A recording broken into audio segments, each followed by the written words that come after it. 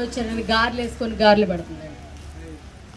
ప్రియమైనటువంటి దేవుని బిడ్డలారా, పాస్టర్ గారు వచ్చి ఏంటమ్మా ప్రార్థనకు రాలేదు అని అంటే, పాస్టర్ గారు అండి మా అల్లుడు గారు వచ్చారుగా, ఆయనకి మంచి చేయాలి కదండి అని చెప్పేసి చెప్పింది. ఇలా ఉంటుందండి మన భక్తి జీవితం, ఇలాగా ఉంటుంది. కాబట్టి మనం ఎలాగ చేయాలని అంటే దేవుని దగ్గర చాలా జాగ్రత్తగా ఉండాలి. అయితే ఆయన చెప్తున్నాడు, ఈ యొక్క చెట్టు వలన ఈ భూమి చాలా నిస్సారంగా ఉంటుంది, కాబట్టి దీన్ని నరికి అగ్నిలో వేసేయండి అని దేవుడు చెప్పాడు. ఇప్పుడు మన జీవితాల్లో కూడా మన కోసము ప్రభు అయినటువంటి దేవుడు ఎంతగానో ఎదురు చూస్తూ ఉంటాడండి. మనలో మారు మనసు కోసం ఆయన ఎదురు చూస్తూ ఉంటాం. మనం చాలామంది కూడా వాక్యానుసారమైన జీవితంలో మనం బ్రతకమండి, వాక్యానుసారమైన జీవితంలో మనం ఉండము. దేవుని దగ్గరికి రావడానికి మనకు చాలా ఇన్స్ట్రక్షన్స్ ఉంటాయి.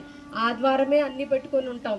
దేవుడు చెప్పాడు, ఆదివారము మీరు ఏ పని పెట్టుకోవద్దు, విశ్రాంతి దినమును పవిత్రంగా ఆచరించాలి అని చెప్పాం. మనం ఇవన్నీ దేవుడు చెప్పిన ఏ మాట మనం వినకపోవడం వలన మన కుటుంబాల మీదకి శాపాలు మరి శోధనలు వస్తూ ఉన్నాయి. కాబట్టి ప్రియమైనటువంటి దేవుని బిడ్డలారా, మీరు తెలుసుకోవాల్సిన విషయం ఏంటంటే, మరి దేవుడికి మరి కోపం తెప్పించే పనులు, కోపంగా ఉండే విధానం మనము చేయకూడదు. ఆయన ఉపమానాలు లేకోకుండా ఆయన చేసిన సేవలు ఏది చేయలేదు. కాబట్టి మీరు కూడా ఆ ఉపమానాలు మరి చదవండి, వాక్యాన్ని చదవండి, దేవునికి దగ్గరగా ఉండండి, దేవునితో మరి సహవాసం కలిగి ఉండండి, దేవునికి ఇష్టమైనటువంటి బిడ్డలుగా మీరు బతకండి. మీ కుటుంబాల కోసము ప్రార్థన చేయండి, మీ బిడ్డల కోసం ప్రార్థన చేయండి, మీ వ్యక్తిగత జీవితాల కోసము ప్రార్థన చేయండి.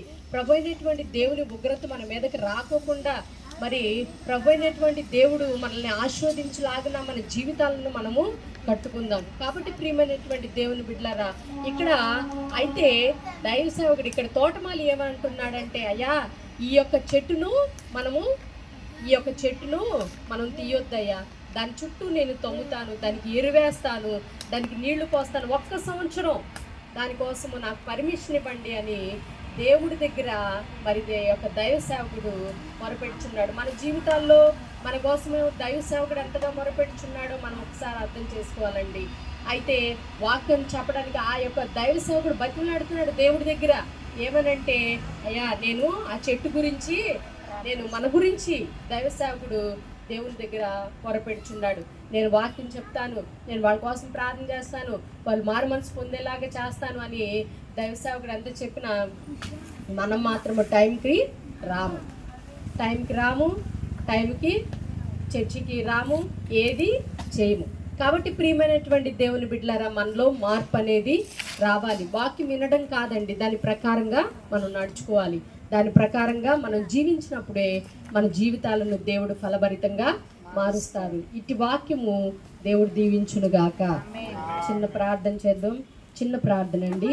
మరి మన జీవితాలు ఇప్పటి వరకు వాక్యం విన్నారు కాబట్టి, ప్రభా నేను ఇప్పటి వరకు ఎలా ఉన్నానంటే, నులివెచ్చని జీవితంలో నేను ఉంటే చల్లగానైనా ఉండు, లేకపోతే వెచ్చగానైనా ఉండు అని నువ్వు చెప్పావు. కానీ ప్రభా నేను నిలువెచ్చని జీవితంలో ఉన్నాను. ప్రభా దయచేసి ఇక నుంచైనా, మనకి దేవుడు సమయాన్ని ఇచ్చాడండి, కాబట్టి ఇక నుంచైనా నేను చక్కగా ఉండడానికి, నీలో ఫలించడానికి, నీలో అభివృద్ధి పొందడానికి నన్ను ఆశీర్వదించు ప్రభా అని ప్రతి ఒక్కరూ ప్రార్థన చేద్దాం. చెప్పినటువంటి వాక్యమును బట్టి ప్రార్థన చేద్దాం.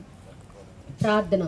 స్తోత్రములు స్తోత్రములు స్తోత్రములు స్తోత్రములు స్తోత్రములు తండ్రి, పరిశుద్ధ మహాగణుడ మహోన్నతుడా, నిత్య నివాసి నాయన, నీ పరిశుద్ధమైన ఉన్నతమైన పవిత్రమైన నామమును బట్టి దేవానికి స్తోత్రములు తండ్రి. అయా నీ వాక్యము నాయన ఎంతో పరిశుద్ధమైనది, పవిత్రమైనది ప్రభా. ఎంతమంది బిడ్డలైతే నీ వాక్యాన్ని అంగీకరించుచున్నారో నా